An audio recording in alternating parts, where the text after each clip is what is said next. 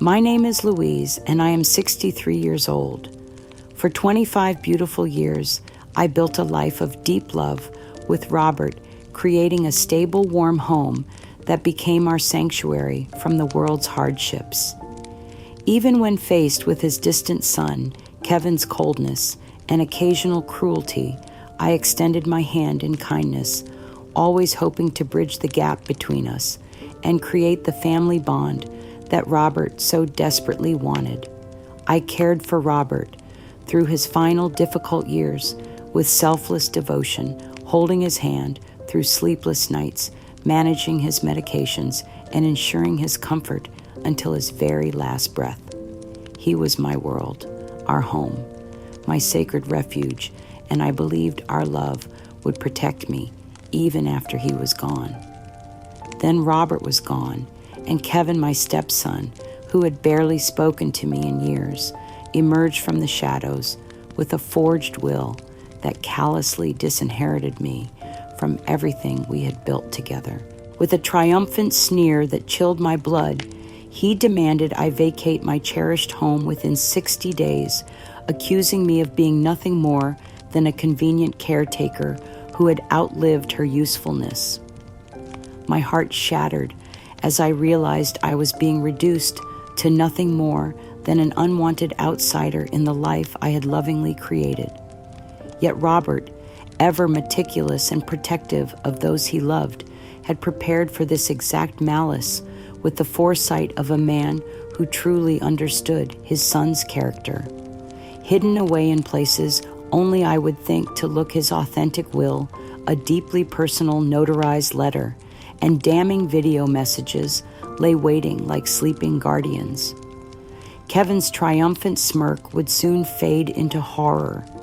He was about to learn that love and truth, even from beyond the grave, possess an undeniable reclaiming power that no amount of greed or deception can overcome.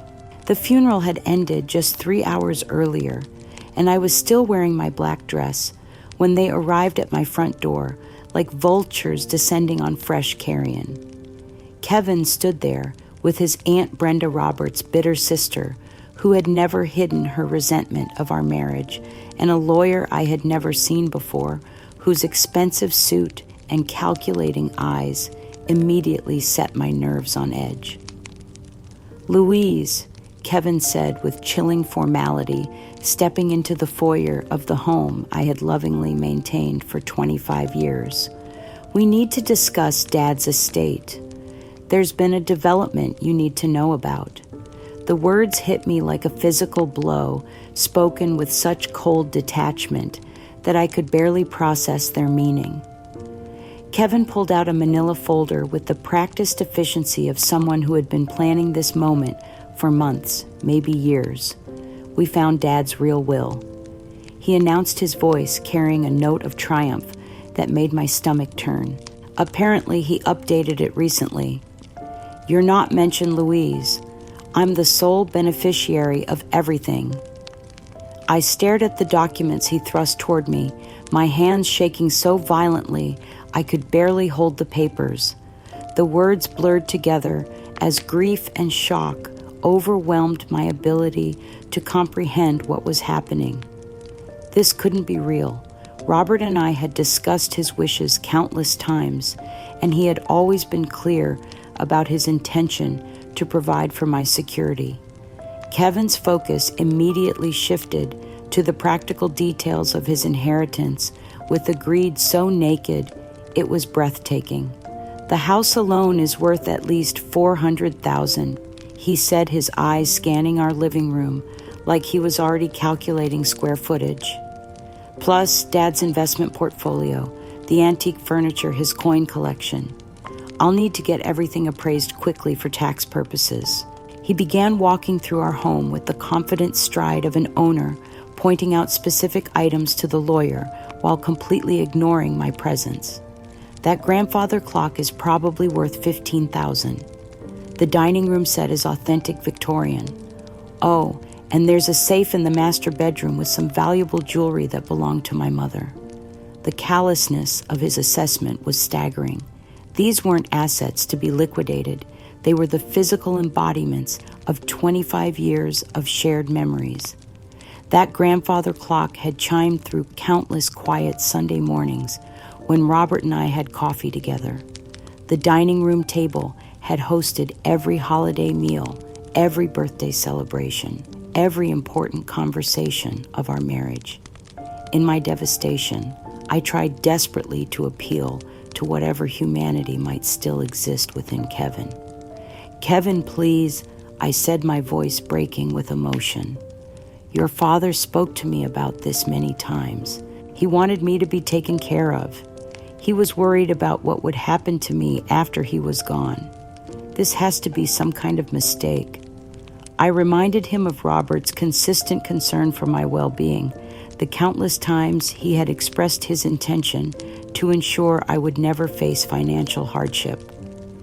He used to say that you and I were his most precious people, that he wanted us to take care of each other after he was gone. I pleaded, searching Kevin's face for any sign of the compassion his father had always shown. But Kevin's expression remained cold and calculating, completely unmoved by my distress. "Louise's dad obviously changed his mind," he said with cruel satisfaction. "Maybe he finally realized what the rest of us always knew." Then came the words that would haunt me for months, delivered with a triumphant sneer that revealed the depth of his long-hidden malice. "Finally, he's mine. This was Dad's real wish, Louise. He never truly loved you. You were just convenient someone to take care of him when he got sick. Now get out. You have no place here. You have 60 days.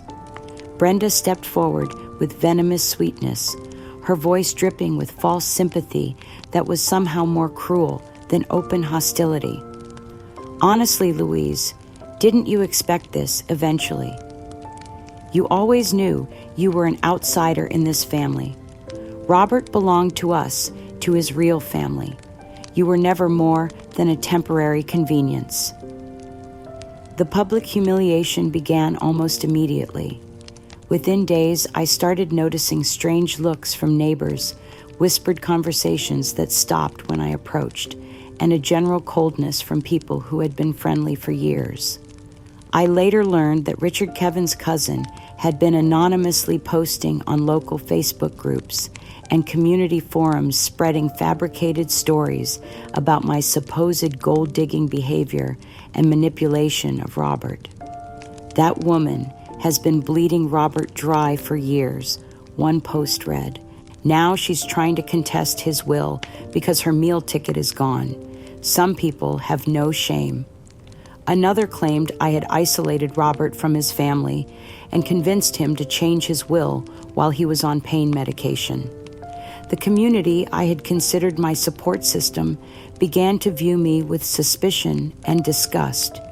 The pharmacist, where I had filled Robert's prescriptions for years, suddenly became distant and professional. The grocery store clerk, who used to chat about her grandchildren, now avoided eye contact. I was being systematically painted as a manipulative widow trying to steal from Robert's rightful heir. Kevin's demands became increasingly unreasonable and deliberately cruel. The formal 60-day eviction notice was served by a process server who arrived during my grief support group meeting, maximizing my humiliation in front of people who were supposed to understand loss and healing. But Kevin wasn't content with simply claiming his inheritance. He began bringing real estate agents and appraisers through the house during what should have been my private time to mourn, disrupting my grief process with their invasive assessments and loud discussions about market value and renovation potential. The psychological warfare intensified when Kevin changed the locks on Robert's study and the master bedroom, claiming he needed to secure valuable items. Suddenly, I was locked out of the spaces that held my most precious memories, unable to access Robert's clothing, his books, the personal items that still carried his scent and presence. "You don't need access to those rooms," Kevin informed me coldly when I protested.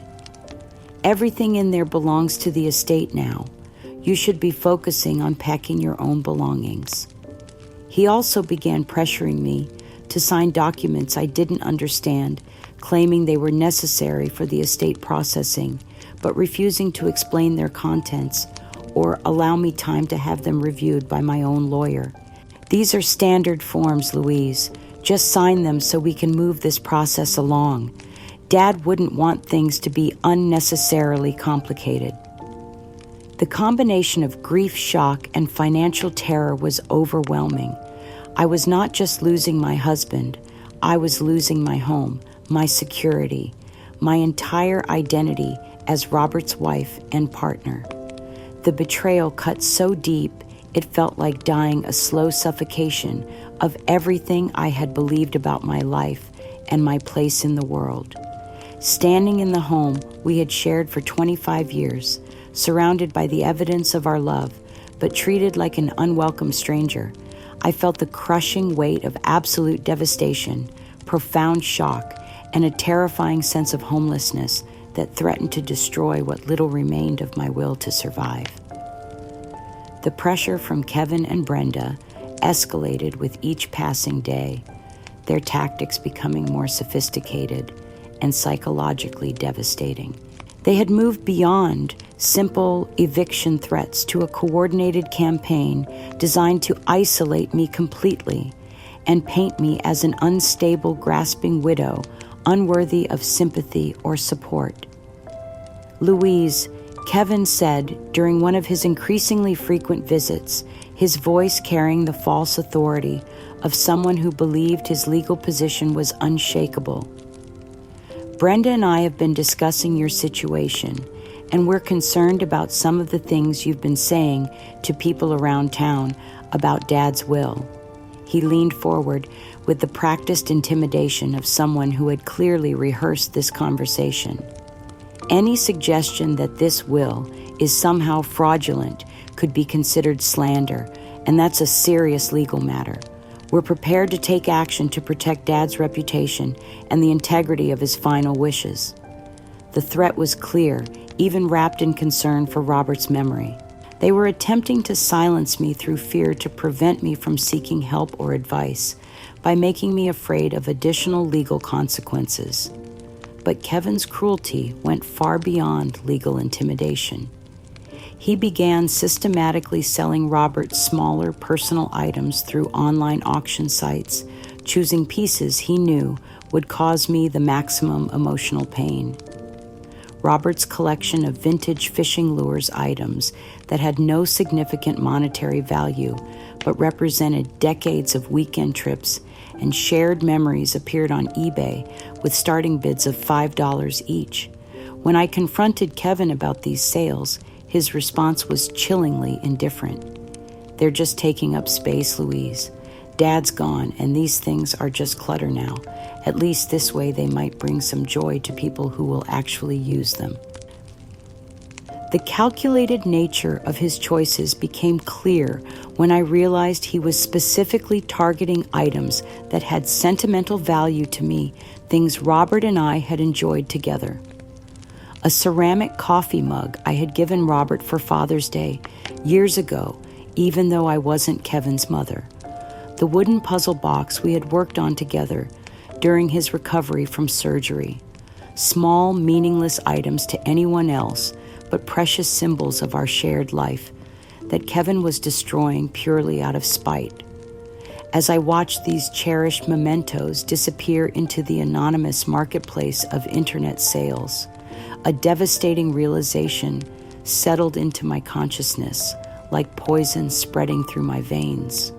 This wasn't just about Kevin claiming his inheritance, or even about greed, though both of those factors were certainly present. This was about something far more personal and infinitely more cruel. Kevin hated me. Not just disliked me or resented my presence in his father's life, but truly deeply hated me with a passion that had been simmering for 25 years. Every kindness I had shown him, every attempt to build a relationship, every gesture of familial love had been met with internal contempt and a growing desire for revenge. His actions weren't the desperate moves of someone trying to secure his financial future. They were the calculated, methodical torture techniques of someone who wanted to inflict maximum emotional damage, someone who took genuine pleasure in watching me suffer. Kevin wasn't just taking Robert's money. He was trying to erase every trace of my existence from his father's life, to rewrite history so that I became nothing more than an inconvenient footnote in the story of Robert's life. In the depths of my growing understanding of Kevin's malice, a specific memory surfaced with painful clarity, a sacrifice I had made that Kevin never knew about and probably never would have cared about if he had. It was 7 years ago when Robert faced a sudden, unexpected stroke that left him partially paralyzed and requiring extensive rehabilitation and home care. Insurance covered the initial hospital stay and basic physical therapy, but the specialized care Robert needed to regain his independence, the kind of round-the-clock attention that would allow him to remain in his own home with dignity, was not covered. The estimated cost was staggering, nearly $40,000 over 6 months.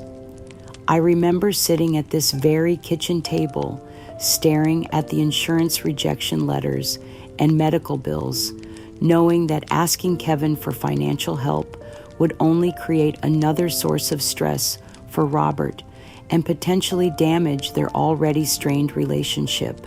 That's when I made the decision that I never told Robert about a choice that I knew would secure his comfort at the cost of my own future security. In the small cedar chest in our bedroom closet, carefully wrapped and preserved, was my inheritance from my own mother, a collection of original watercolor paintings created by a locally famous artist in the 1940s. They weren't museum pieces, but they were valuable enough to have been appraised at $45,000, representing the only significant asset I had brought into my marriage with Robert.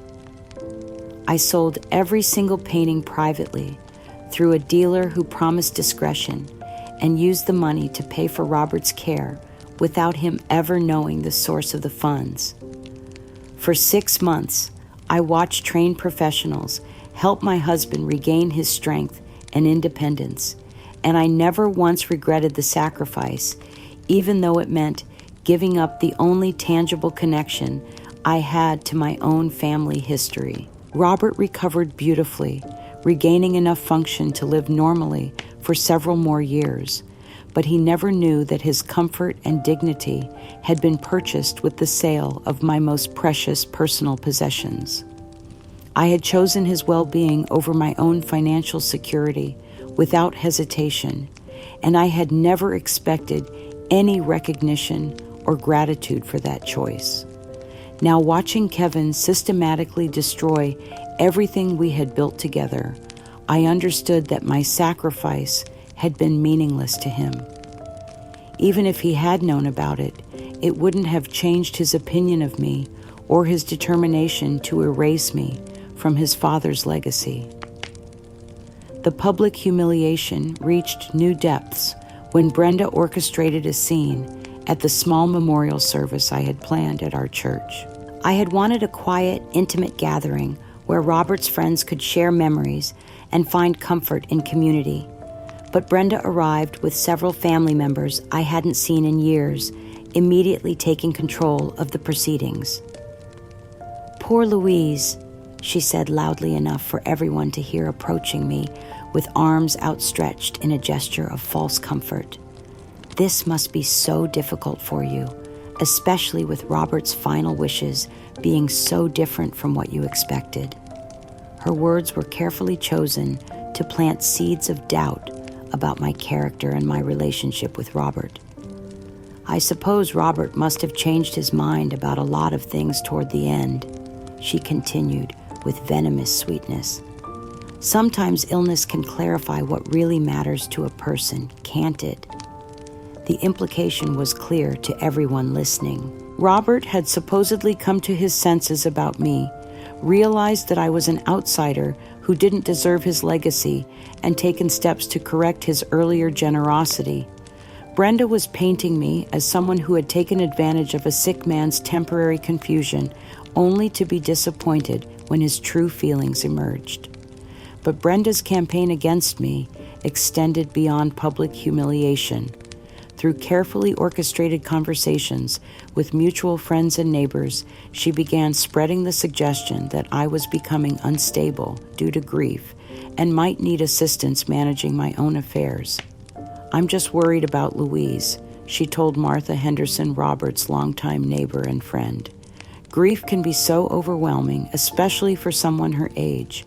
She's been saying some very strange things about Robert's will, and I'm concerned she might not be thinking clearly about her finances."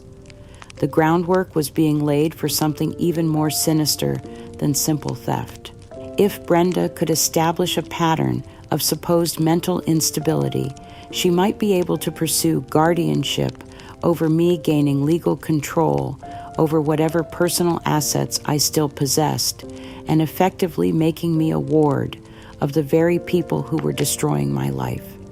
The realization that their malice extended far beyond Robert's estate, that they were actually planning to take control of my own person and property, filled me with a fury unlike anything I had ever experienced.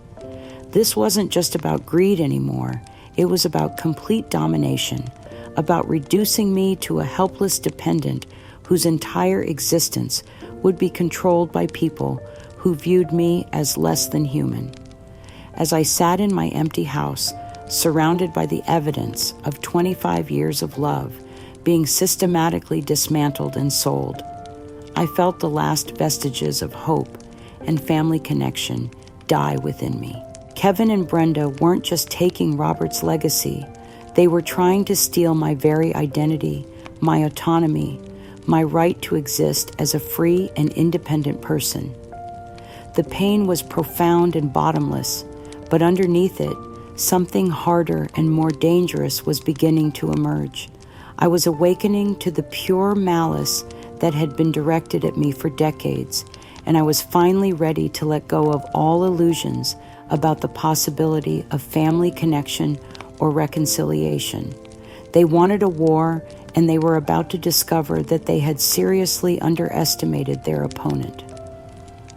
The 60-day deadline arrived with the mechanical precision of an execution date.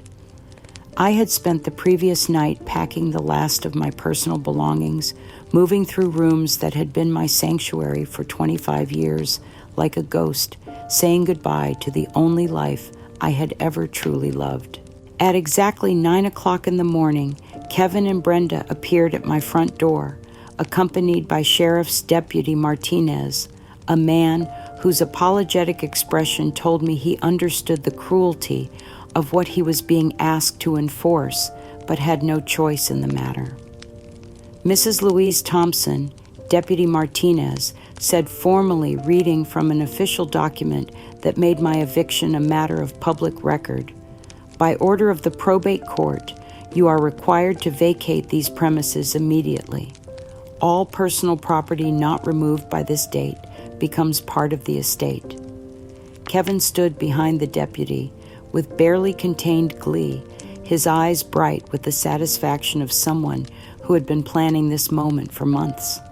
He was holding a new set of keys, ready to change the locks the moment I stepped outside, ensuring that I could never return to the place where Robert and I had shared our deepest joys and sorrows. "Deputy Martinez," I said, my voice steady, despite the earthquake of emotion threatening to tear me apart. "I've lived in this house for 25 years. My husband and I built our entire life here. Surely there must be some mistake, some appeal process, something." The deputy's expression softened with genuine sympathy. "Ma'am, I'm sorry, but the court order is very clear. The will has been probated, and you have no legal standing to remain in this house. I have to ask you to gather any remaining personal items and leave the premises. I looked past the deputy to Kevin searching his face for any trace of the boy Robert had loved so much, any flicker of humanity that might respond to a mother's final plea. Kevin, I said, my voice breaking with 25 years of accumulated love and hope. Please don't do this. Your father loved me. You know he loved me. This isn't what he would have wanted. I reminded him of Robert's character, the man who had taught Kevin about honor and integrity, who had always believed in doing the right thing, even when it was difficult. Remember the man who raised you, Kevin. Remember his values, his kindness, his sense of justice. Look at what you're doing and ask yourself if this is what that man would have wanted for his wife. For just a moment, I thought I saw something flicker in Kevin's eyes, a brief hesitation that might have been the remnant of conscience or the ghost of filial love.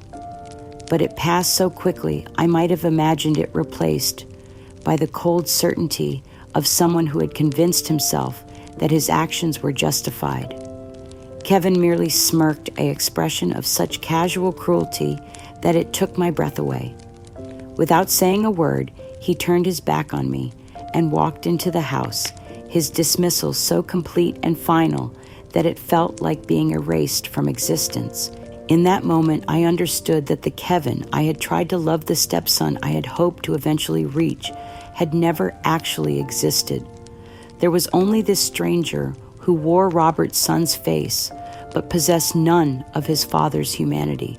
The complete and irreversible nature of the betrayal hit me like a physical blow as I stood on the sidewalk with my 3 suitcases and a box of photo albums, watching strangers take possession of my life. This wasn't just about losing a house or an inheritance. It was about being systematically erased from the story of Robert's life, as if our 25 years together had been nothing more than an inconvenient interruption in the narrative Kevin preferred. But Kevin wasn't satisfied with simply evicting me.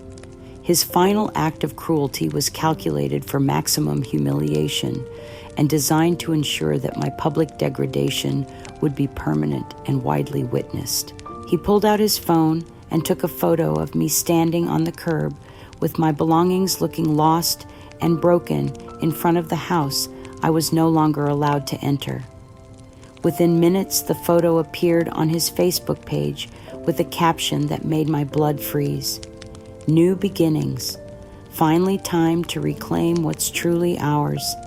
Some people don't know when their welcome has worn out, but eventually, everyone has to face reality.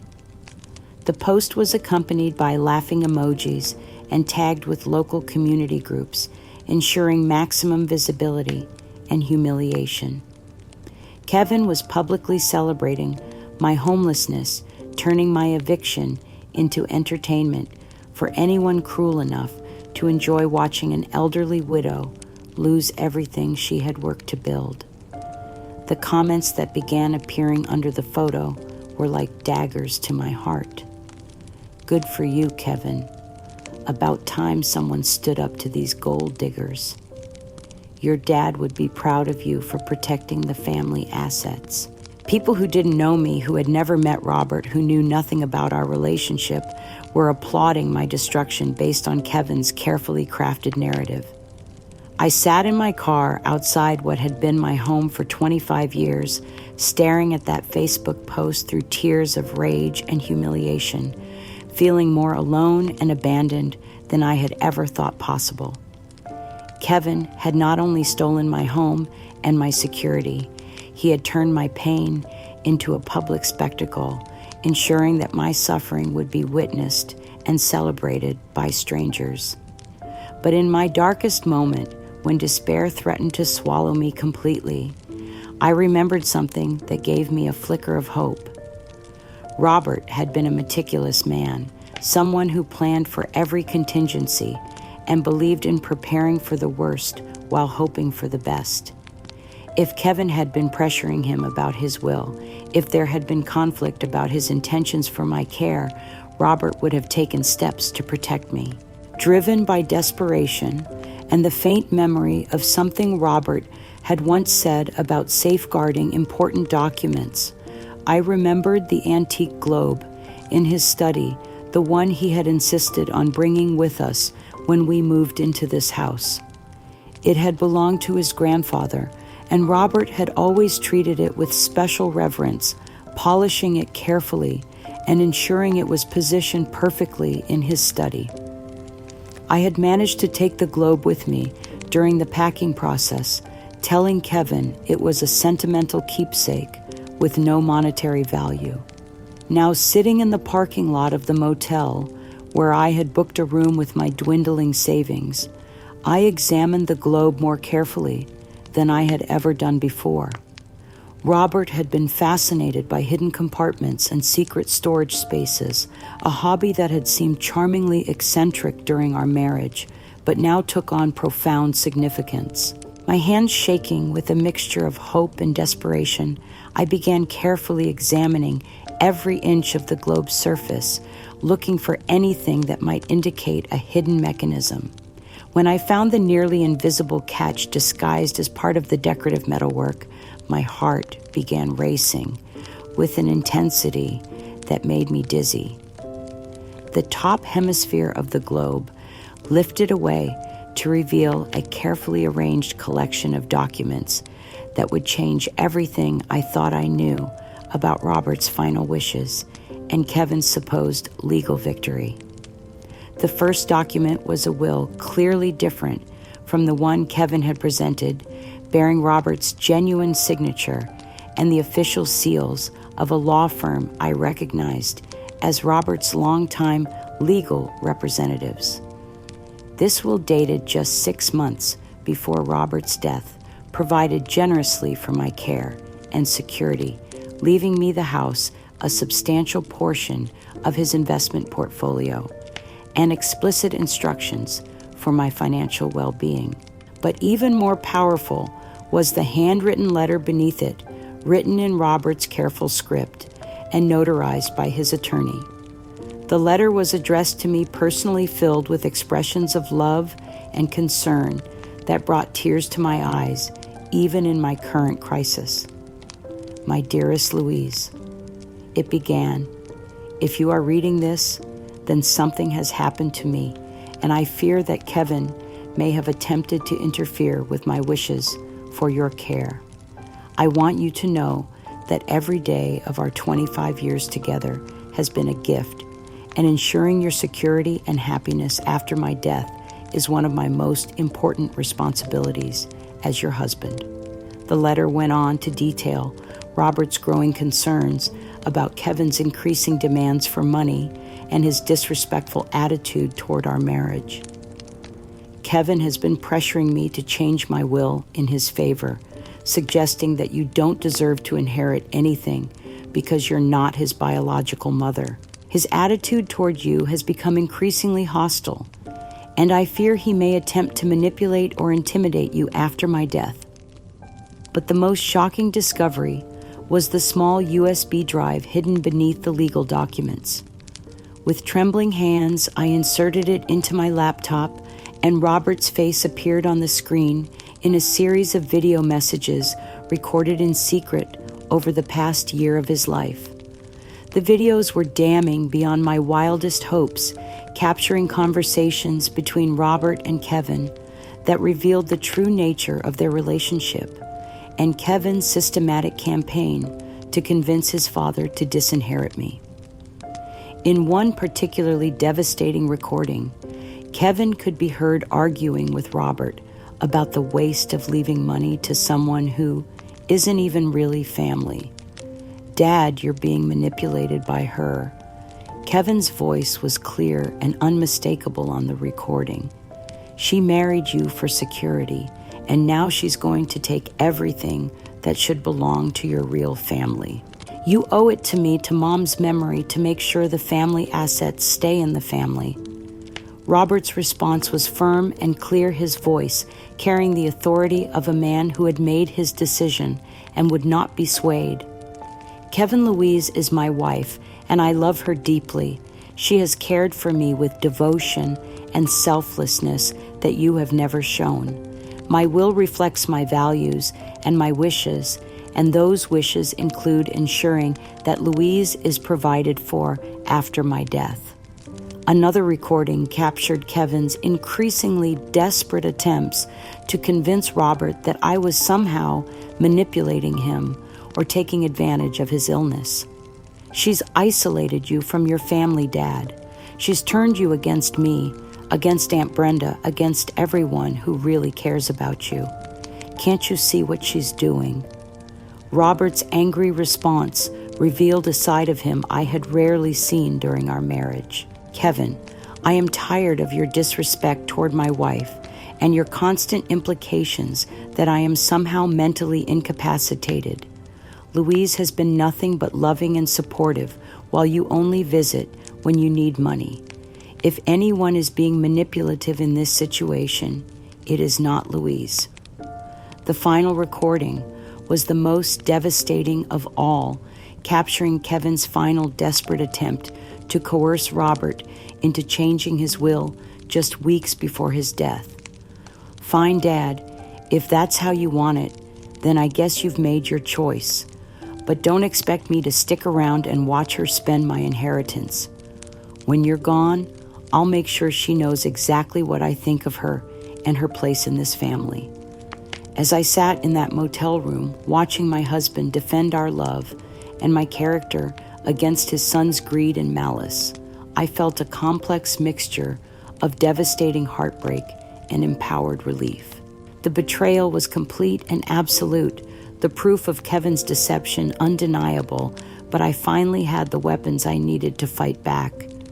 Robert's voice from beyond the grave had given me everything I needed to reclaim my life, expose Kevin's fraud, and honor the love that had sustained me for 25 years. The war was about to begin, and for the first time since Robert's death, I knew I was going to win. Armed with Robert's overwhelming and irrefutable evidence, my profound grief underwent a transformation that surprised me with its completeness and power. The devastated widow who had stood on that curb with her suitcases just days before was gone, replaced by a woman who understood that she held the keys to justice in her hands and had both the moral authority and legal grounds to use them. The next morning, I called Thompson Hartley and Associates, the most respected elder law firm in the state, and requested an immediate consultation.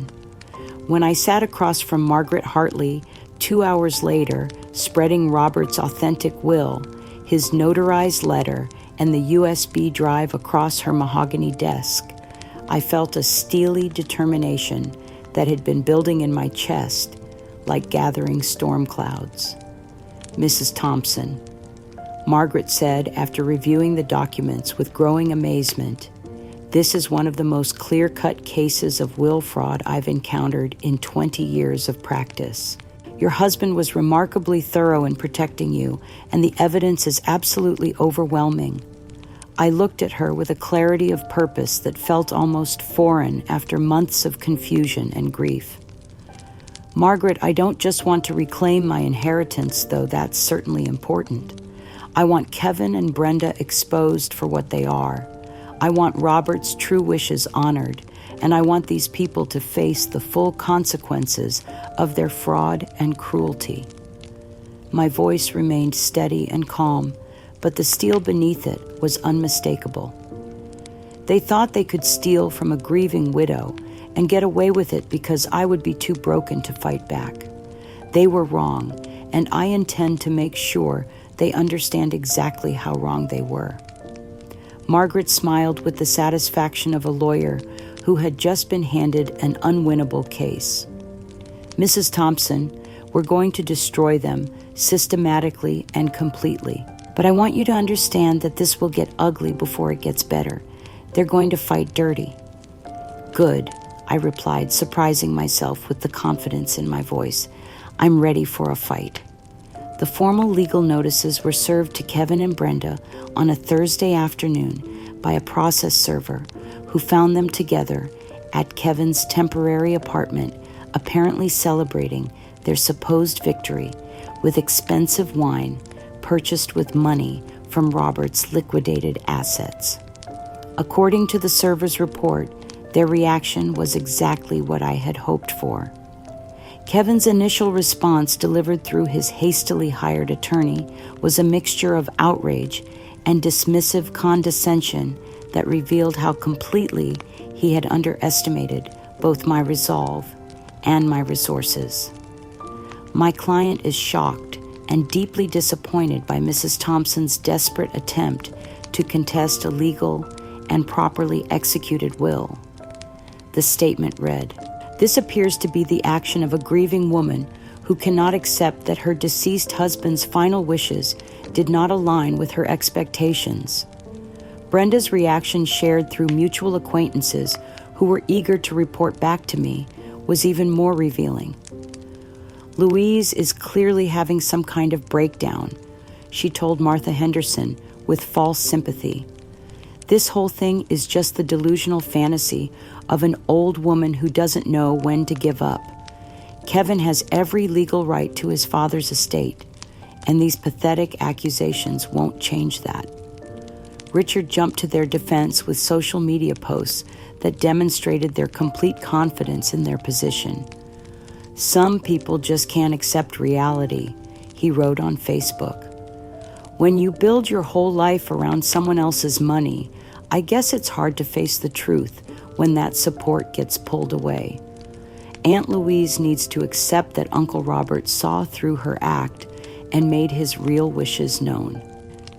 But while Kevin, Brenda, and Richard were dismissing my legal action as the desperate flailing of a defeated woman, I was methodically building an unassailable case with the help of professionals who understood the gravity of what had been done to me.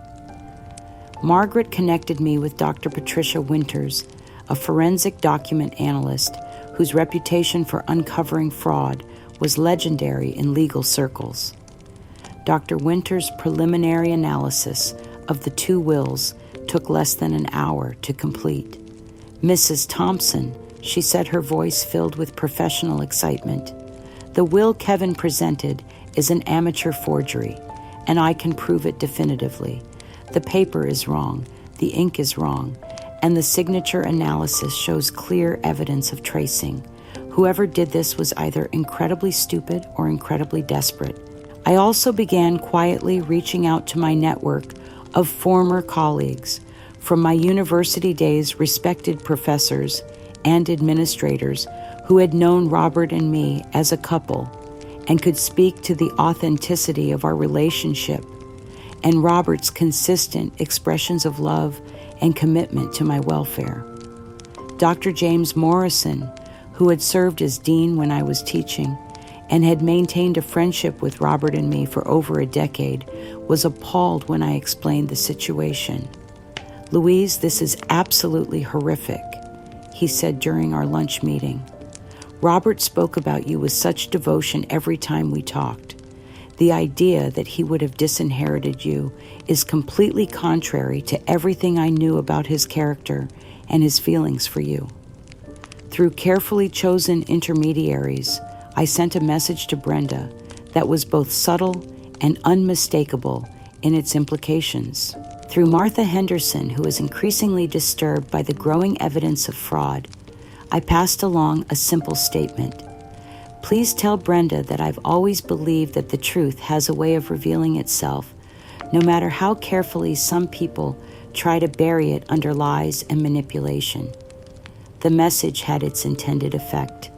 Within days, Kevin's threats began arriving through various channels, each one more desperate and aggressive than the last.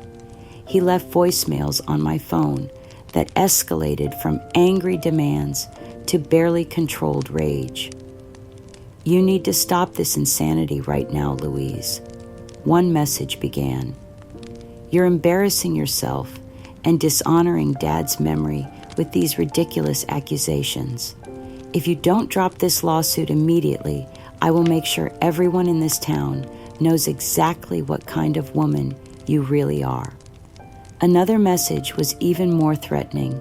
"I have friends, Louise, people who can make your life very difficult in ways you can't even imagine. You think you're so smart with your lawyers and your fake evidence, but you have no idea what you're up against. Stop this now, or I will ruin you completely.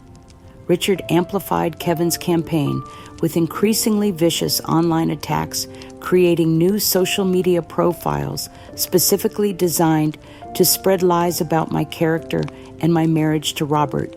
Posts appeared claiming I had been investigated for financial misconduct during my teaching career, that I had isolated Robert from his family through manipulation and emotional abuse, and that I was now trying to steal money that rightfully belonged to Kevin through fraudulent legal action. But their escalating threats and public attacks only strengthened my resolve and provided additional evidence for the harassment charges that Margaret was preparing to file alongside the will contest. Every threatening message, every slanderous post, every attempt to intimidate me was carefully documented and added to our growing file of evidence. The liberation I felt was profound and intoxicating. For the first time in months, I was no longer a victim reacting to other people's cruelty. I was a woman with power, resources, and the moral authority of truth on my side.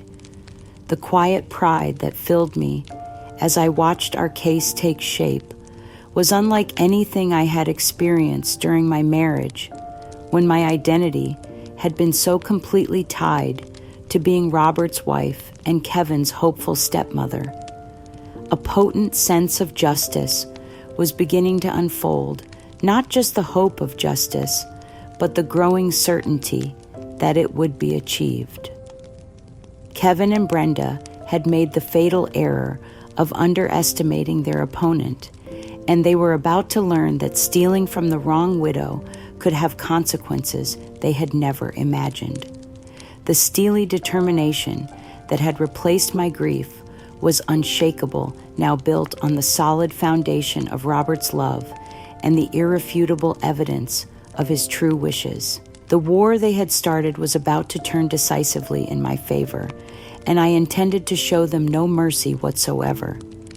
Working with Margaret and Dr. Winters, I spent the following weeks methodically building a legal case that would not only reclaim my inheritance, but expose the full scope of Kevin and Brenda's conspiracy with devastating precision.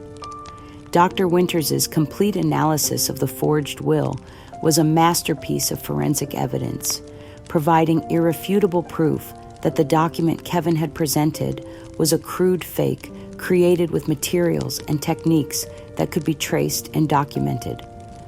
Mrs. Thompson, Dr. Winters explained during our final meeting, "This forgery is so amateur that I suspect it was created in haste, probably after your husband's death, when the perpetrators realized they needed to act quickly.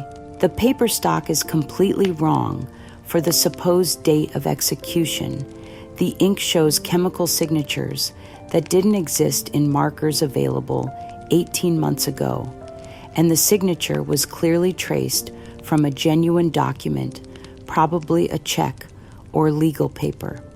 Her report would be devastating in court, but even more importantly, it provided the foundation for the criminal referral that Margaret was preparing to submit to the district attorney's office. This was no longer just a civil dispute over inheritance. It was documented fraud that carried serious criminal penalties. I also quietly reconnected with my network of former university colleagues, respected academics and administrators who had known Robert and me as a couple and could provide credible testimony about the authenticity of our relationship and Robert's consistent expressions of devotion to my welfare. These were people of unquestionable integrity, whose reputations and professional standing would lend tremendous weight to my case. Dr. Sarah Chen, who had served as my department chair for 5 years and had socialized with Robert and me regularly, was horrified when I explained the situation. "Louise, anyone who knew you and Robert could see how deeply he loved you," she said with conviction. "The idea that he would have secretly harbored resentment or planned to disinherit you is completely absurd. Robert was many things, but he was never deceptive or cruel.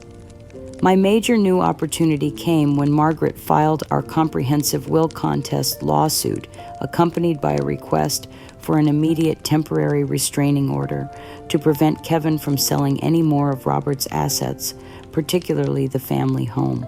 The legal filing was a work of art, systematically dismantling every aspect of Kevin's claim while presenting Robert's authentic will and supporting evidence with devastating clarity. But the most powerful weapon in my arsenal was the connection I made with Daniel Rodriguez, an investigative journalist for the regional newspaper who specialized in exposing fraud and corruption.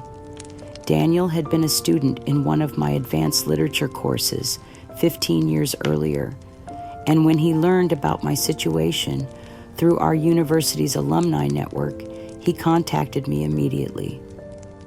Professor Thompson, he said during our meeting at a quiet coffee shop, "You taught me that the truth matters more than comfort, that sometimes the most important stories are the ones that powerful people don't want told. I'd like to investigate this situation thoroughly and expose what's really happened here." Daniel's professional credentials and reputation for ethical journalism would give our story the kind of credibility and public platform that no amount of legal maneuvering could achieve. The prospect of having Kevin and Brenda's fraud exposed in the media with all their lies and manipulations laid bare for the entire community to see was almost intoxicating in its promise of complete vindication. The opportunity to put our plan into action came sooner than expected. The monthly meeting of the Riverside Historical Society was an event that Robert and I had attended together for years, sharing a passion for local history and historic preservation that had been one of the many interests that bonded us as a couple. I had missed the meeting since Robert's death, but Margaret suggested that returning to my normal activities would demonstrate my stability and confidence as we prepared for the legal battle ahead.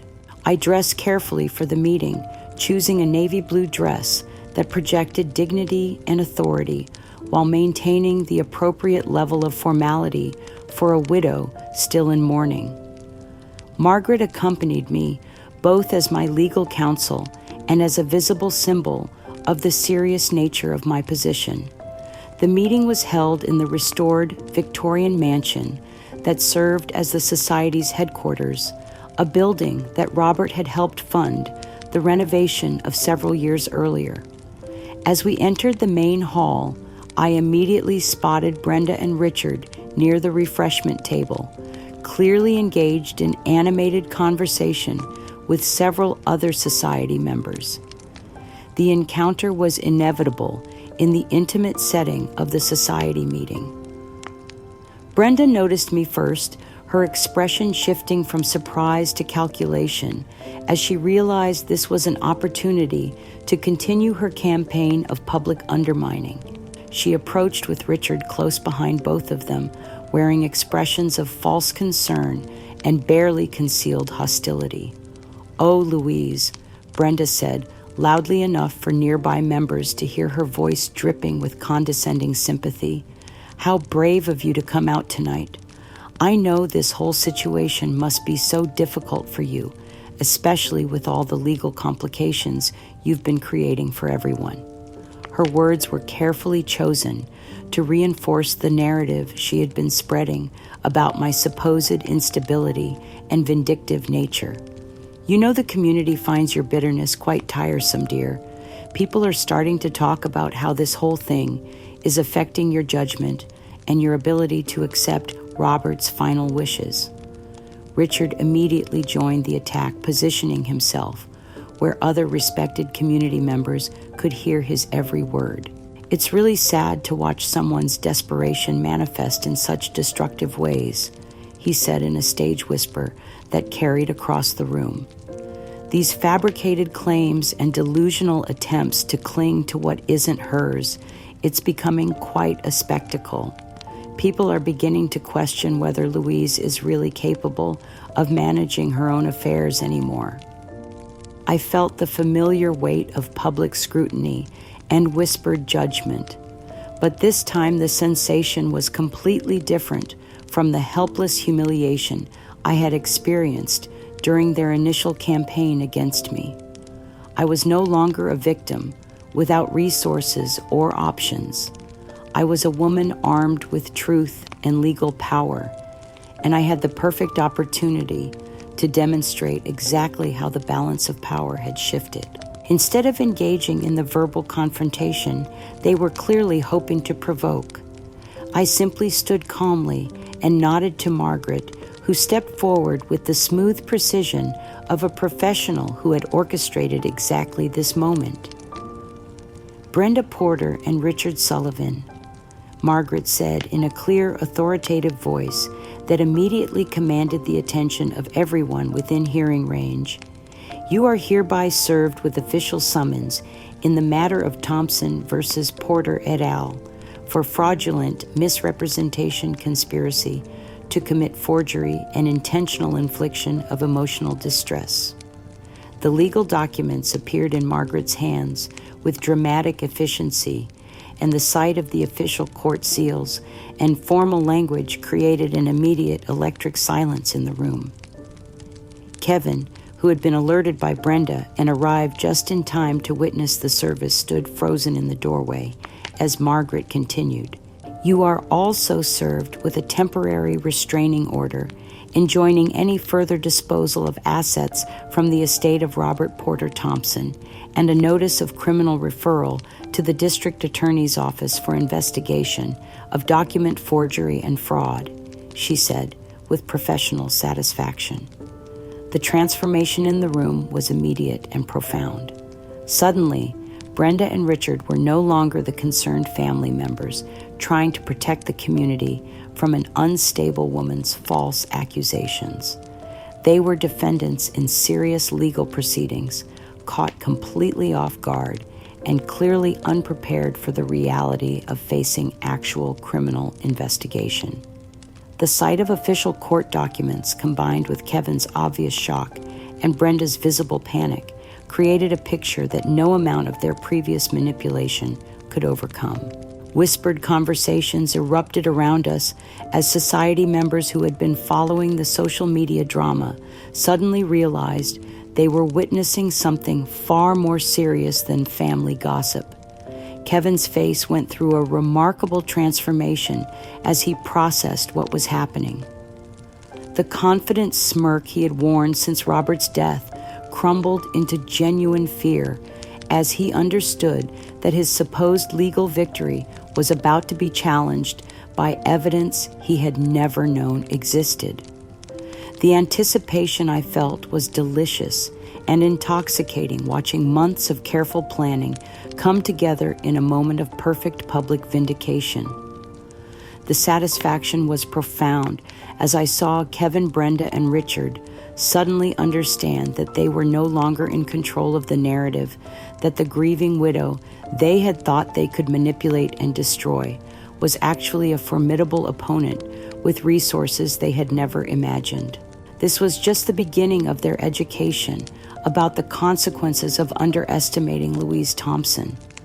The triumph I felt was complete and unshakable, built on the solid foundation of truth and justice that they could never successfully challenge. The quiet vindication of that moment was worth every sleepless night, every tear, every moment of doubt I had endured since Robert's death. The war had turned decisively in my favor, and they were finally beginning to understand what it felt like to be afraid. Building on the public humiliation of serving the legal papers at the Historical Society meeting, Margaret and I moved to consolidate our advantage with the systematic precision of generals conducting a military campaign. The criminal referral to the district attorney's office had been accepted for investigation within days, elevating our case from a civil dispute to a matter of potential felony prosecution. that carried serious consequences, including prison time. Mrs. Thompson, Detective Sarah Martinez, explained during our meeting at the police station, document forgery and conspiracy to commit fraud are serious crimes, especially when they involve vulnerable adults and substantial financial assets. The evidence you've provided, particularly the forensic analysis and the video recordings, gives us more than enough grounds for a full criminal investigation. The knowledge that Kevin and Brenda were now facing potential criminal charges added a new dimension to our legal strategy. This wasn't just about reclaiming my inheritance anymore. It was about ensuring that their fraud was exposed and punished in a way that would serve as a deterrent to others who might consider similar crimes against elderly victims. Dr. Morrison, my former dean and longtime friend, agreed to serve as a character witness and provided a written statement that would be devastating to any claims about my mental competency or manipulative behavior. Louise Thompson is one of the most ethical, intelligent, and emotionally stable individuals I have known in 40 years of academic life, his statement read. The suggestion that she would fabricate evidence or pursue frivolous legal action is completely contrary to everything I know about her character and professional conduct. But Kevin and Brenda were not prepared to surrender without a fight, and their desperation led them to escalate their attacks in ways that ultimately provided additional evidence for our harassment case. Brenda, realizing that their confident dismissal of my legal action had been a catastrophic miscalculation, launched into a frenzied campaign of character assassination that revealed the true depth of her malice and vindictiveness. Working through newly created fake social media accounts and anonymous email addresses, Brenda began spreading increasingly outrageous lies about my supposed criminal past and professional misconduct.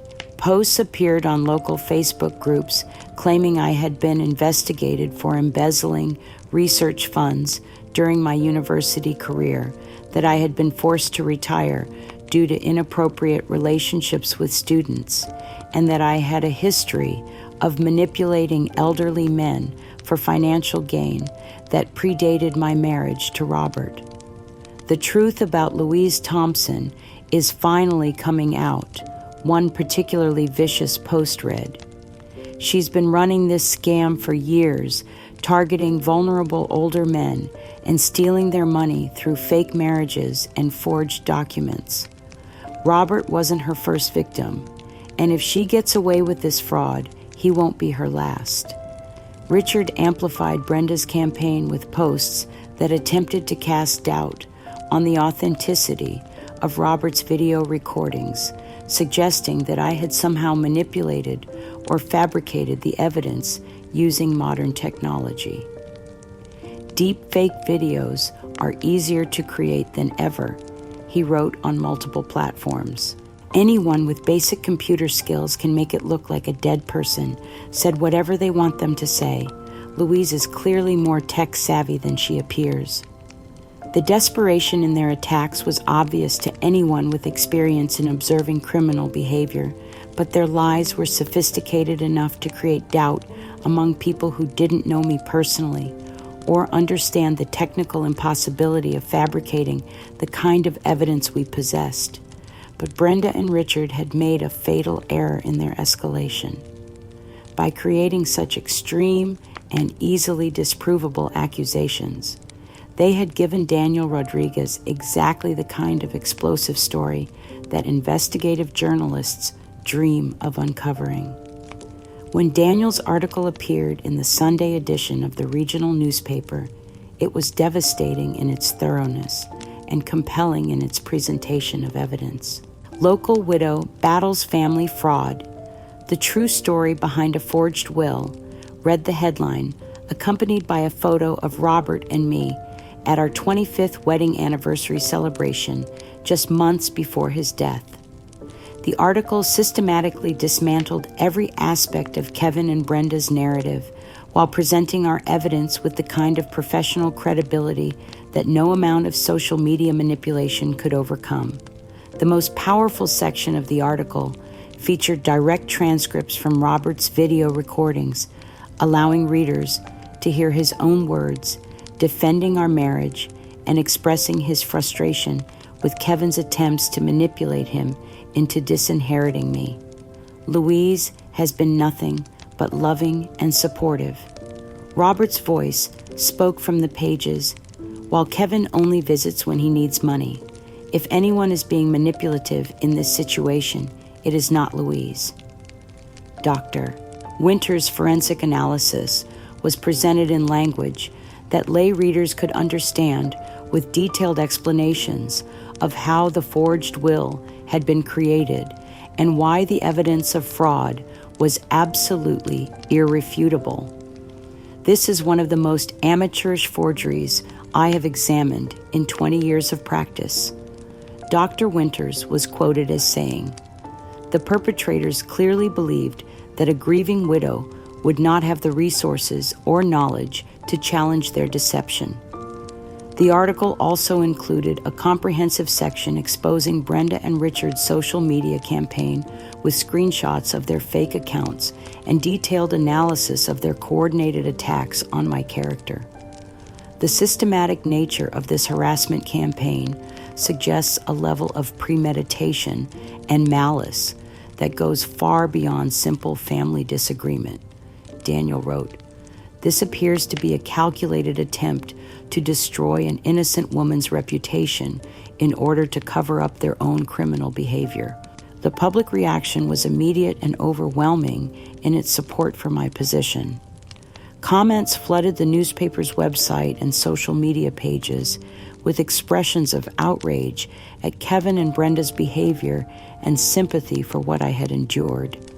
How could anyone be so cruel to a grieving widow? Thank God she had the strength to fight back against these monsters. Robert must be rolling in his grave, knowing what his son tried to do to his wife.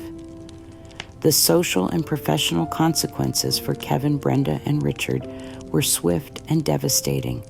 Kevin's employer, a local accounting firm, placed him on administrative leave pending the outcome of the criminal investigation, citing concerns about his demonstrated lack of ethical judgment and potential involvement in fraudulent activities. Brenda's reputation in the community was utterly destroyed, as friends and acquaintances who had initially supported her version of events publicly distanced themselves from her obvious lies and manipulation. Her church asked her to step down from her position on the board of trustees, and several volunteer organizations quietly requested that she discontinue her participation in their activities. Richard faced professional consequences as well when his employer, a regional insurance company, terminated his employment after determining that his involvement in the harassment campaign violated their code of conduct regarding social media use and professional behavior. But the most satisfying consequence was the complete reversal of public opinion regarding my character and my legal action. People who had initially been influenced by Kevin and Brenda's lies were now apologizing for their hasty judgments and expressing admiration for my courage in fighting back against such systematic abuse. Margaret's follow-up statement to the media provided the final blow to any remaining sympathy for Kevin and Brenda. In 30 years of legal practice, I have rarely encountered such a calculated and malicious campaign of fraud and harassment directed against a vulnerable elderly client, she stated. We will be seeking maximum damages and criminal prosecution to the full extent of the law. The calculated satisfaction I felt was unlike anything I had ever experienced. This was complete and total vindication, the absolute destruction of people who had tried to destroy me, and the public recognition that I was the victim of criminal behavior rather than a bitter widow pursuing frivolous legal action. I had achieved ultimate power in this situation, the ability to use truth and legal authority to completely reverse the narrative and expose those who had wronged me for exactly what they were. Kevin and Brenda had lost not just their legal case, but their reputations, their employment, and their standing in the community. The war was almost over, and I had won more decisively than I had ever dared to hope possible. 3 months had passed since Daniel's devastating article appeared, and the legal machinery was grinding forward with the relentless efficiency of justice finally being served. Kevin faced multiple felony charges that could result in significant prison time. Brenda had been named as a co-conspirator in the fraud scheme, and Richard was dealing with his own legal consequences for his role in the harassment campaign. The temporary restraining order had prevented any further disposal of Robert's assets, and the probate court had frozen the estate pending resolution of the criminal charges. Kevin's confident prediction that he would quickly liquidate everything and disappear with his stolen inheritance had been completely shattered by the reality of facing serious criminal prosecution. It was on a rainy Thursday evening in November when my phone rang with a number I didn't recognize. Something in my gut told me exactly who it was before I answered, and when I heard Kevin's voice, I was struck by how completely he had changed from the confident predator who had evicted me from my home just months earlier. "Louise," he began, his voice trembling with a mixture of desperation, anger, and barely controlled panic. "You have to stop this insanity. You're completely ruining my life over nothing. I've lost my job. I'm facing prison time. I can't show my face anywhere in this town. This has all gone way too far, and you need to drop these ridiculous charges right now." The transformation in his tone was remarkable and deeply satisfying. The man who had once sneered at me with such cruel confidence was now pleading with the desperate voice of someone whose comfortable world had collapsed around him. "I never meant any real harm, Louise. The will thing was just a misunderstanding, a family disagreement that got out of hand. You're treating this like I committed some kind of serious crime when it was really just poor judgment." I listened to his frantic words with a calm detachment that surprised me with its completeness. The woman who had once been desperate for Kevin's approval and acceptance, who had spent 25 years hoping to build some kind of familial connection with this man, was gone entirely. In her place was someone who recognized Kevin for exactly what he was, a person whose capacity for empathy and human decency had been permanently damaged by greed and entitlement. "Kevin," I said, my voice steady and completely devoid of the emotional vulnerability that had once made me susceptible to manipulation. "The consequences you're facing are the direct result of your own choices and your calculated campaign of fraud and cruelty. You didn't commit poor judgment. You committed multiple felonies designed to steal my inheritance and destroy my life." I paused, allowing the weight of my words to settle into the silence between us. "Every legal action I've taken has been in response to your decision to forge documents, lie to authorities, and engage in a systematic campaign of harassment and intimidation. These criminal charges are simply the natural consequences of criminal behavior." My voice remained professional and matter-of-fact, as if I were explaining a medical diagnosis to a patient rather than speaking to someone who had once been like a son to me. "My pursuit of justice through the legal system is completely non-negotiable. You chose to dishonor your father's memory and betray his explicit wishes for my care, and now you must face the consequences of those choices." I could hear his breathing change on the other end of the line, becoming more rapid and shallow, as he realized that his attempts at emotional manipulation were falling on completely deaf ears. When he spoke again, his entire approach had shifted from angry demands to pathetic begging that revealed the true weakness beneath his previous bluster. "Louise, please, I'm begging you," he said, his voice taking on a wheedling, desperate quality that was both pitiful and disgusting. "I know I made mistakes, but this punishment is completely out of proportion to what I did. I can't afford these legal fees, and the criminal charges are going to destroy my entire future. I'll lose everything I've worked for my whole life." The desperation in his voice was genuine, but it only served to highlight the complete absence of remorse or understanding about the impact of his actions on my life. Kevin wasn't sorry for what he had done to me. He was only sorry that he was facing consequences for his criminal behavior. Then came the moment I had been unconsciously waiting for since this entire nightmare began. The revelation that would strip away any remaining pretense about his character and motivations.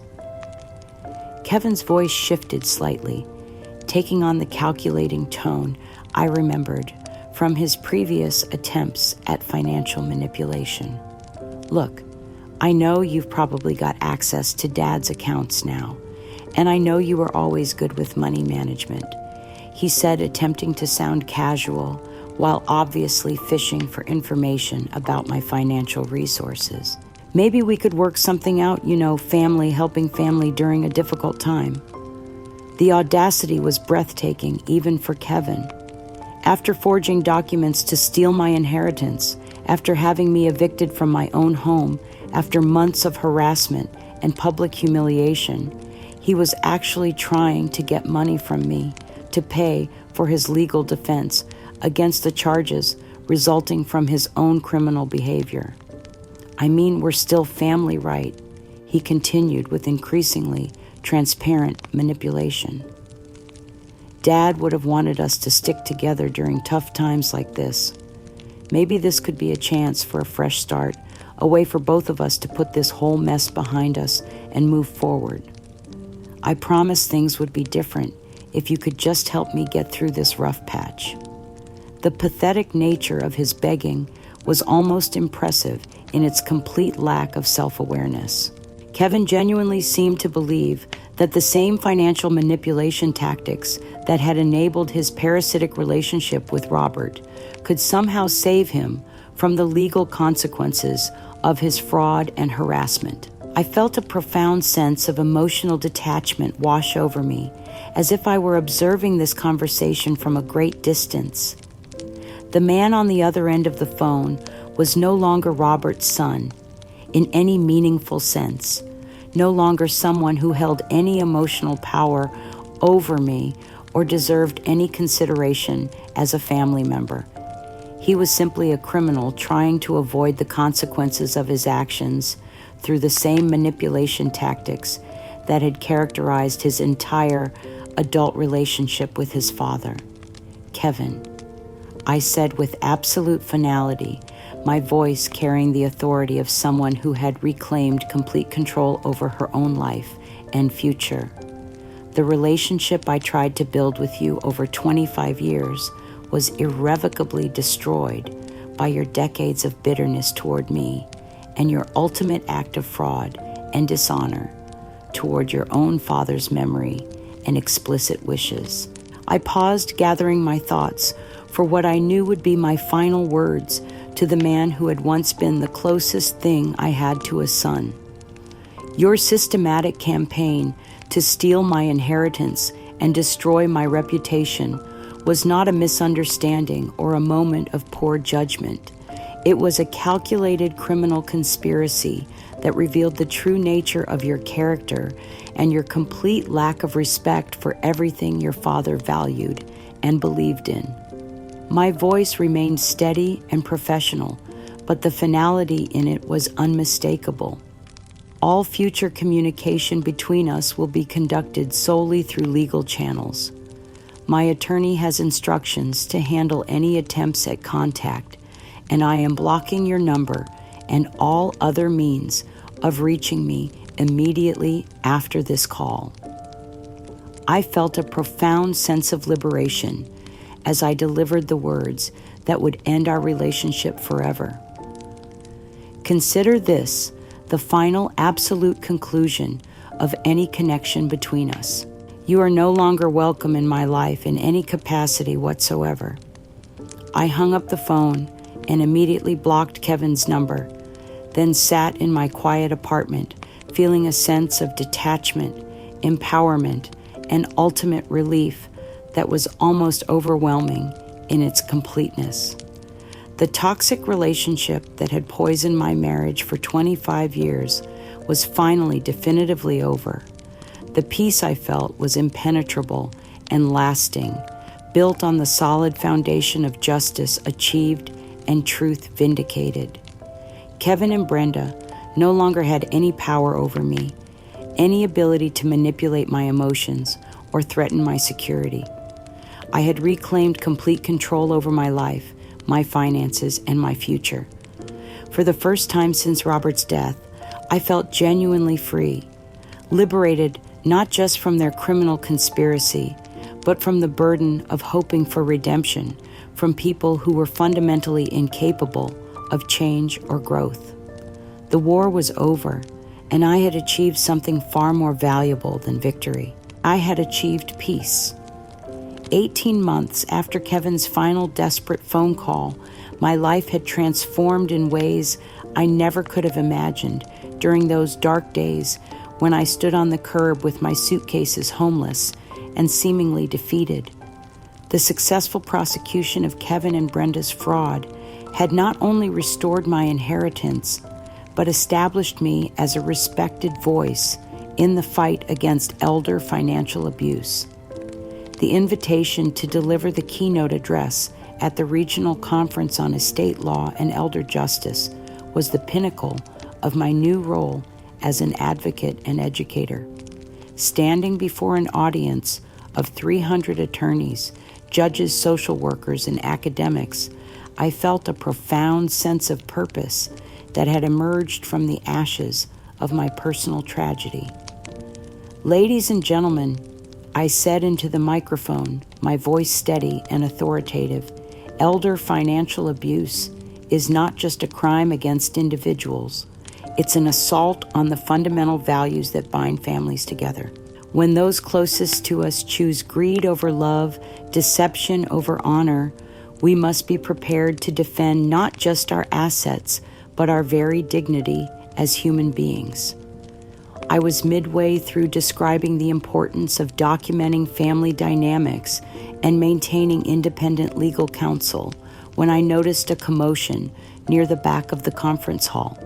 Security guards were trying to prevent someone from entering, but a familiar voice was growing louder and more agitated with each passing moment.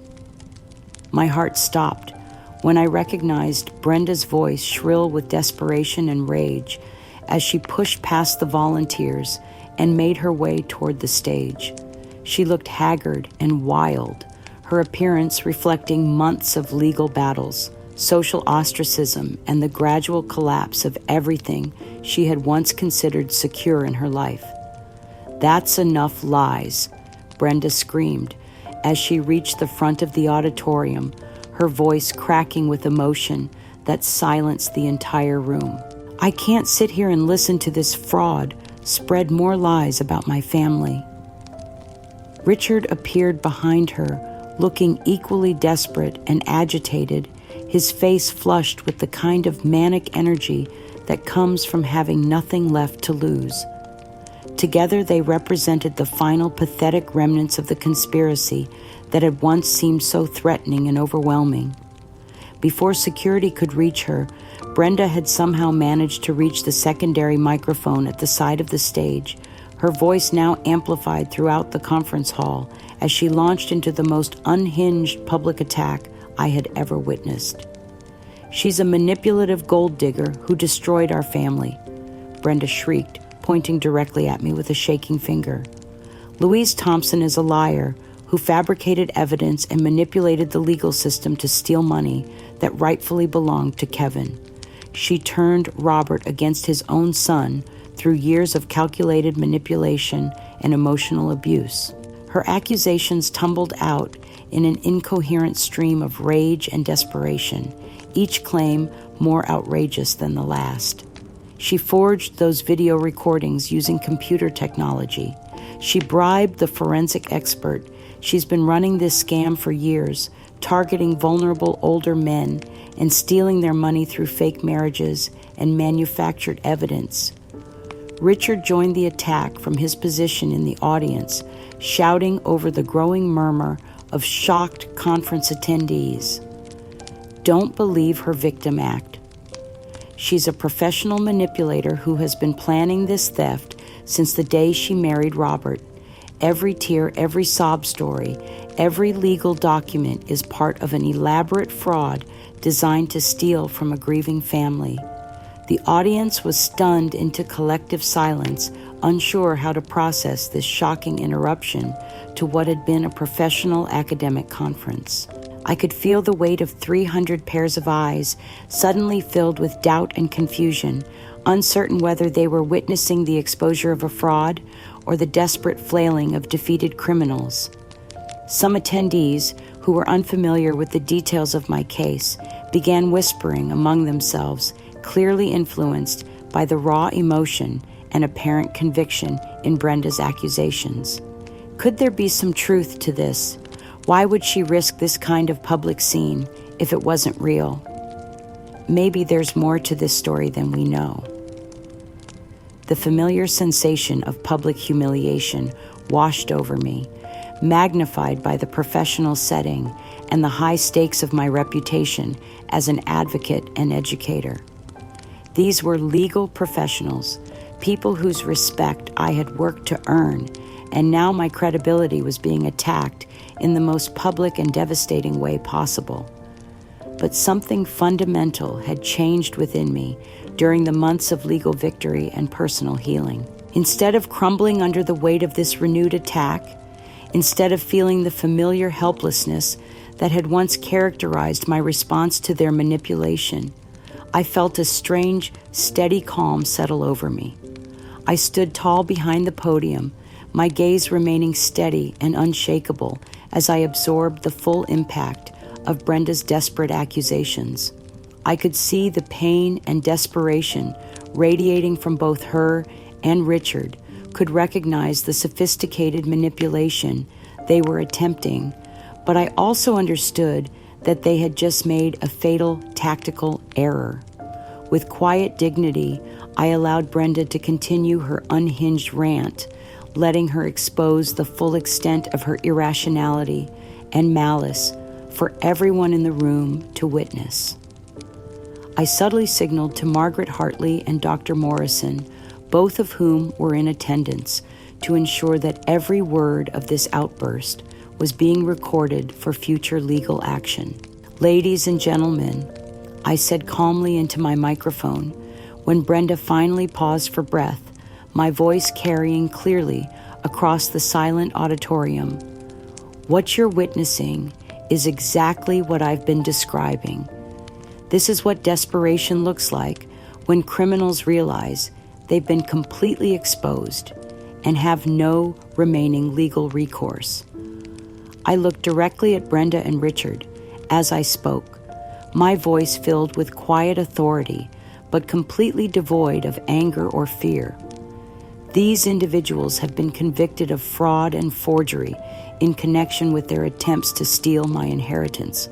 Their appearance here today represents a final, desperate attempt to salvage reputations that have been destroyed by their own criminal actions. The profound sense of control I felt was unlike anything I had experienced during my marriage, when my identity had been so completely tied to maintaining family harmony and avoiding conflict. I was no longer a victim reacting to other people's cruelty. I was a woman with unshakable moral authority and the documented truth on my side. Security finally reached Brenda and began gently but firmly escorting her from the auditorium, her voice becoming increasingly shrill and incoherent as she was removed from the premises. Richard, followed shouting additional accusations that only served to further demonstrate their obvious desperation and mental instability. As the conference hall returned to quiet, I felt a surge of suppressed rage at their continued attempts to destroy my reputation and credibility. But I also felt a calculated determination to use this moment as the final decisive strike in our long war. The intense public humiliation of having my professional moment disrupted by screaming criminals was profound, but underneath it was an unshakable confidence that this attack would backfire spectacularly on its perpetrators.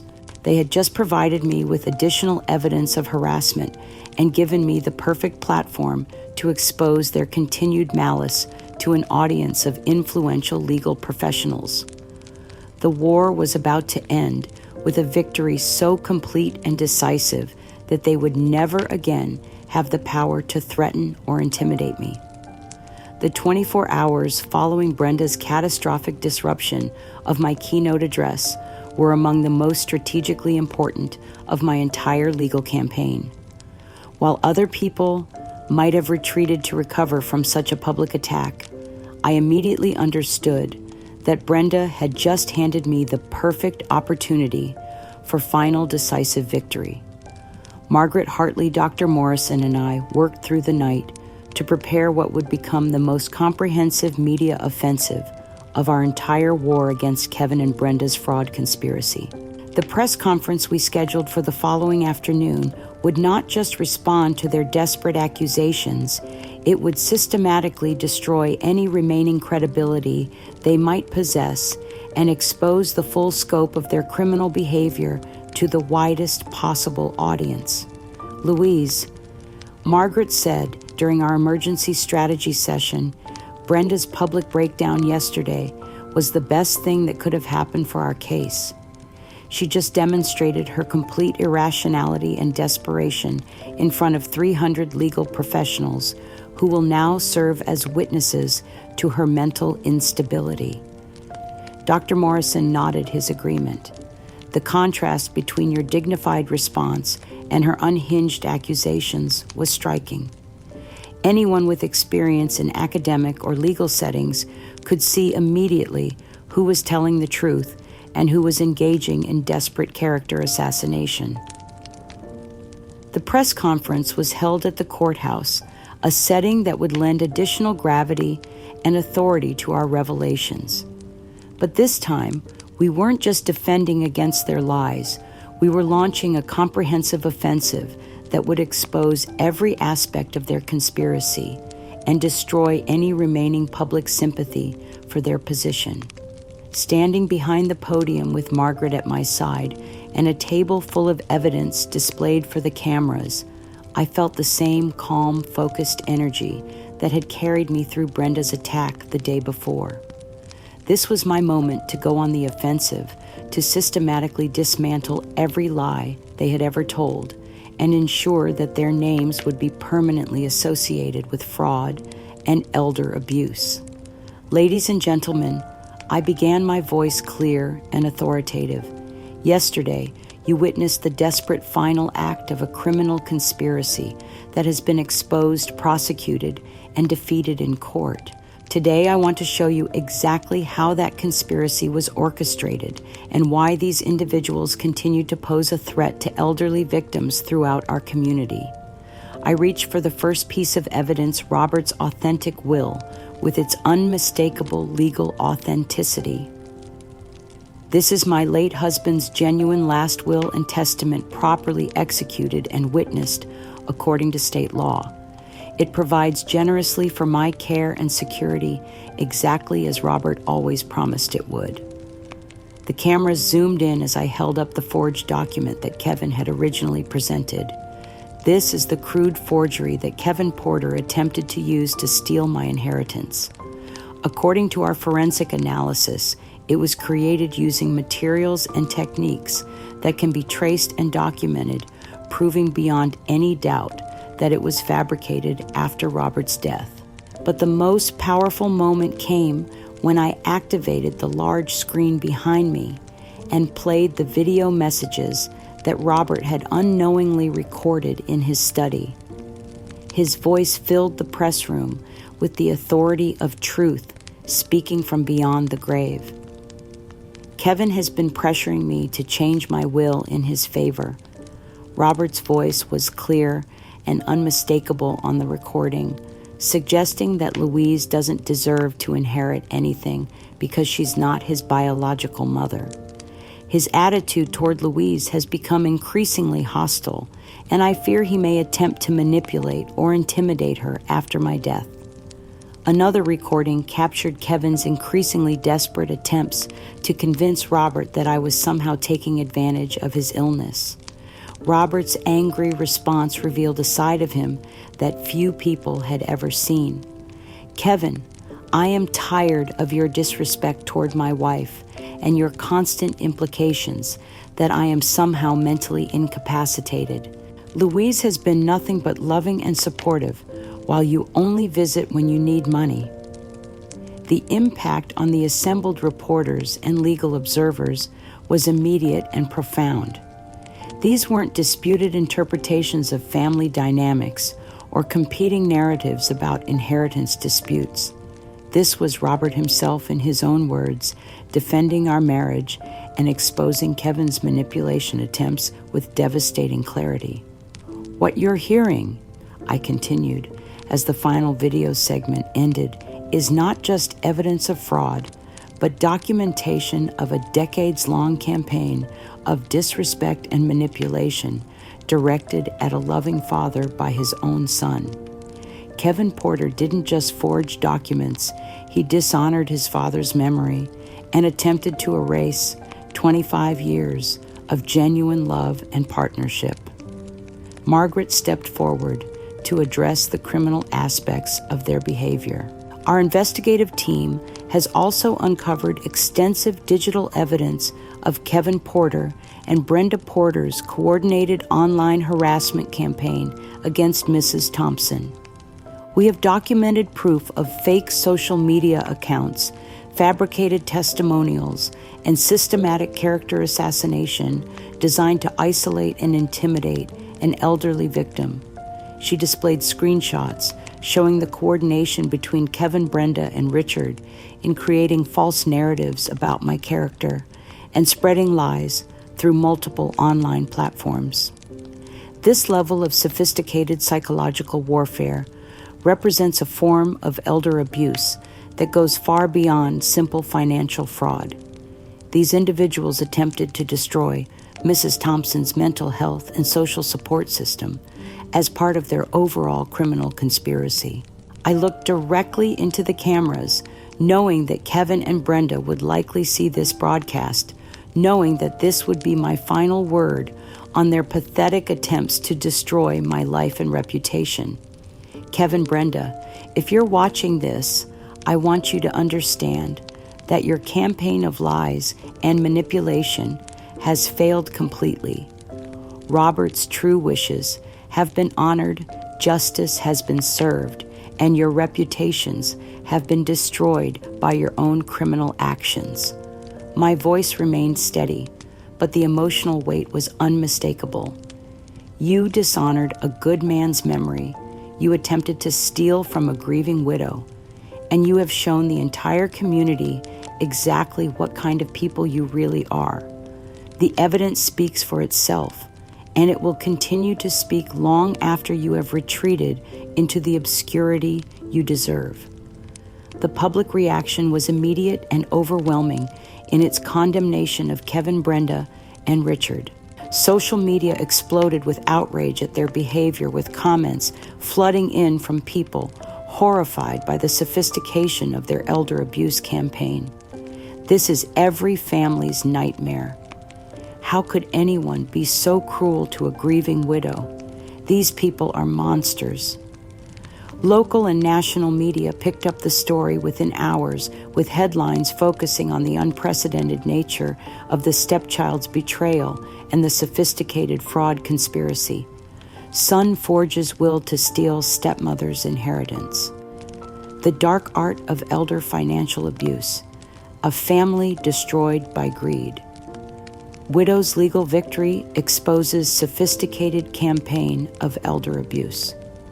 Kevin, Brenda, and Richard's already damaged reputations were utterly annihilated by the comprehensive exposure of their criminal behavior.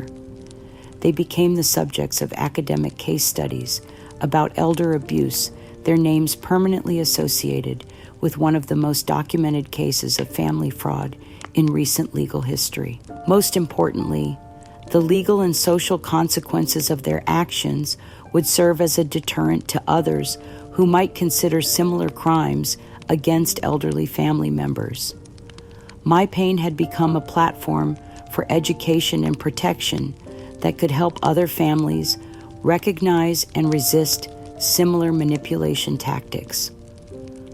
Standing there in the aftermath of the press conference, watching reporters rush to file their stories and feeling the weight of public opinion shift decisively toward justice and accountability, I experienced a sense of vindication so complete and overwhelming that it felt almost spiritual in its intensity.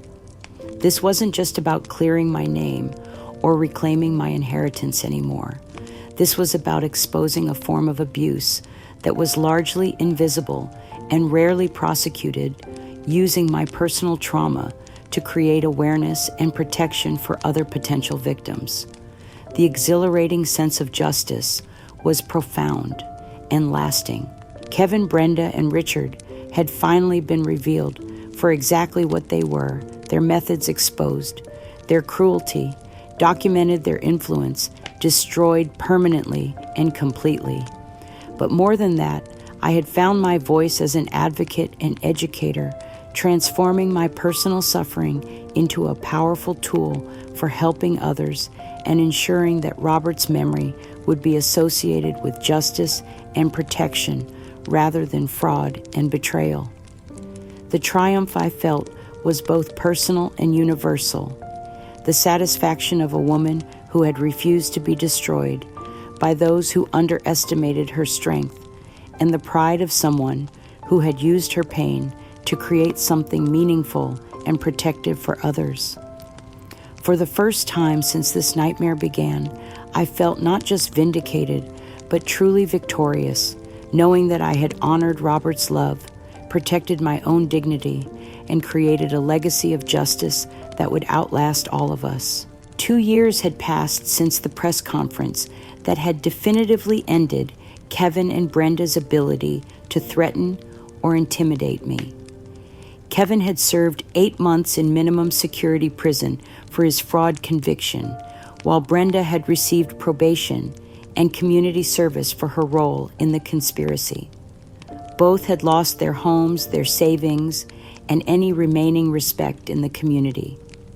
I had successfully reclaimed Robert's house, transforming it back into the sanctuary of love and memory it had always been meant to be.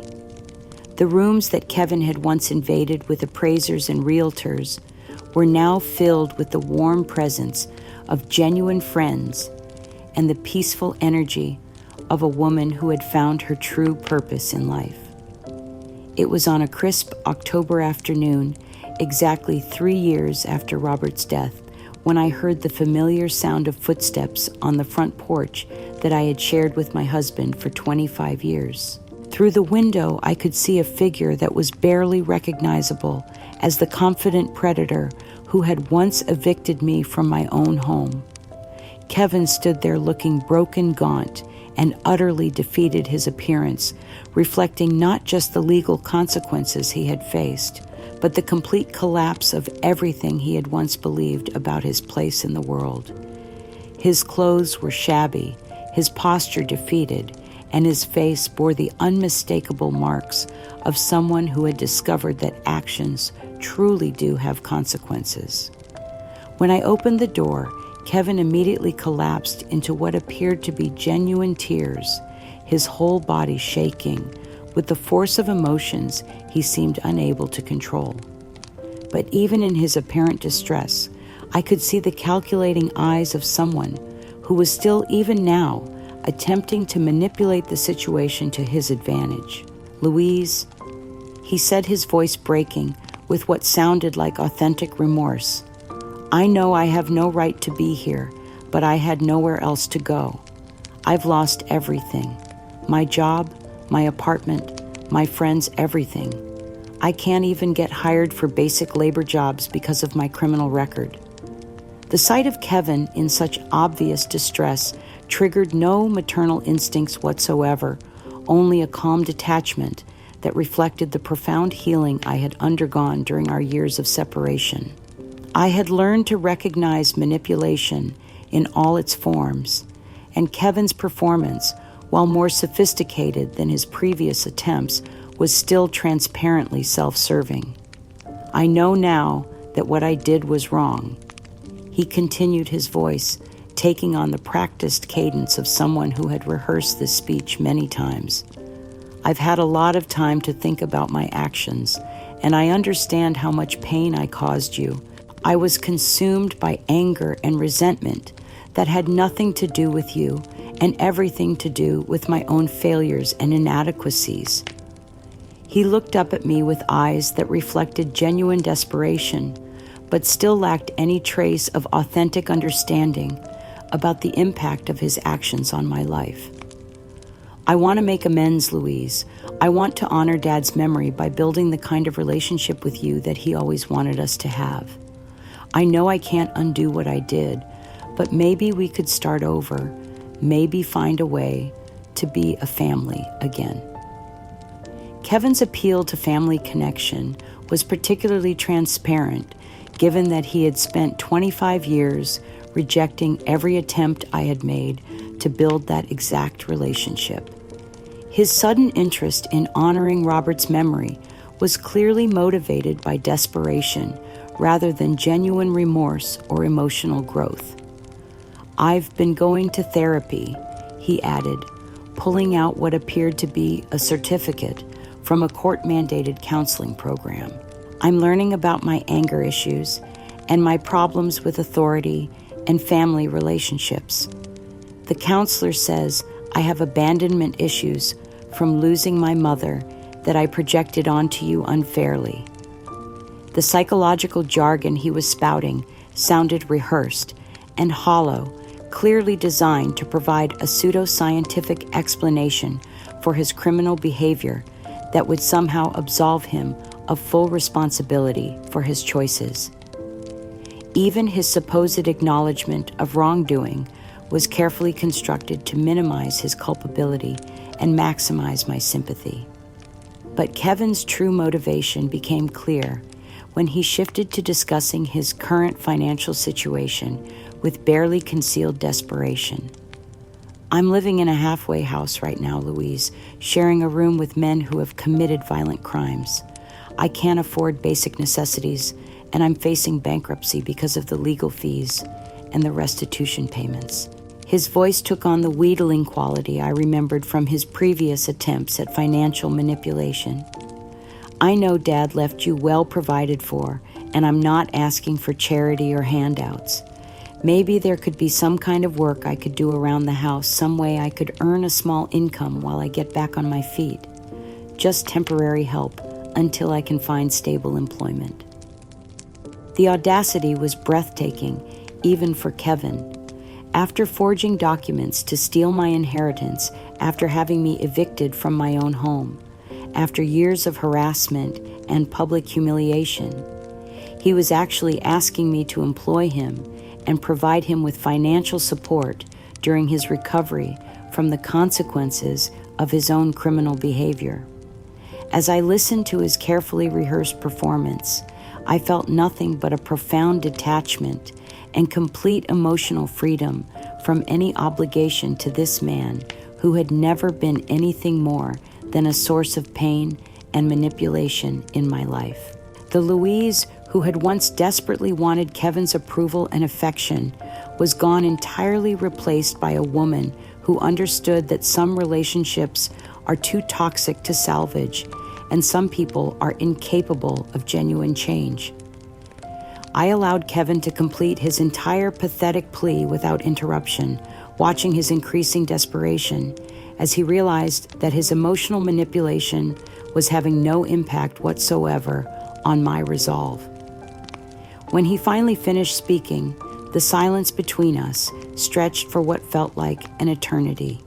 "Kevin," I said finally, my voice calm and completely devoid of the emotional vulnerability that had once made me susceptible to his manipulation. "You made your choices. You chose to dishonor your father's memory. You chose to forge legal documents. And you chose to attempt to destroy my life through fraud and harassment." I paused, looking directly into his eyes to ensure he understood the finality of what I was about to say. "My heart has healed from the damage you inflicted, but that healing has taught me that there is no place for you in my life. My peace and security are paramount, and they cannot coexist with any connection to you." My voice remained steady and professional, as if I were explaining a medical diagnosis rather than ending a relationship forever. "You are not welcome here, Kevin. You are not welcome in my life in any capacity. The consequences you are facing are the direct result of your own criminal choices, and I have no obligation to rescue you from them." I stepped back and began to close the door, my movement calm and deliberate. "If you appear on my property again, I will call the police and have you arrested for trespassing. Our relationship, such as it was, is permanently and irrevocably ended." I closed the door with quiet finality and immediately activated the security system that I had installed after reclaiming the house. Through the window, I watched Kevin stand on the porch for several long minutes, apparently unable to process that his final manipulation attempt had failed so completely. The absolute detachment I felt was liberating beyond description. I had achieved complete control over my own life and future, free from any obligation to maintain relationships that served no purpose other than to cause me pain and drain my energy. The profound peace that settled over me as Kevin finally walked away was unlike anything I had experienced during my marriage, when my identity had been so tied to maintaining family harmony regardless of the personal cost.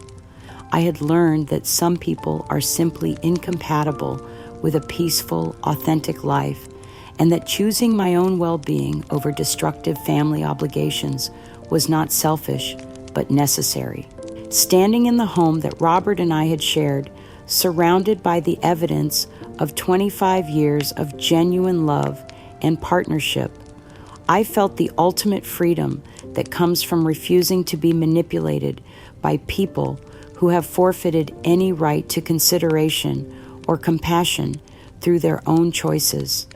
The war was finally completely over, and I had achieved something far more valuable than victory. I had achieved the kind of peace that can only come from absolute clarity about one's own worth and the courage to protect it at all costs.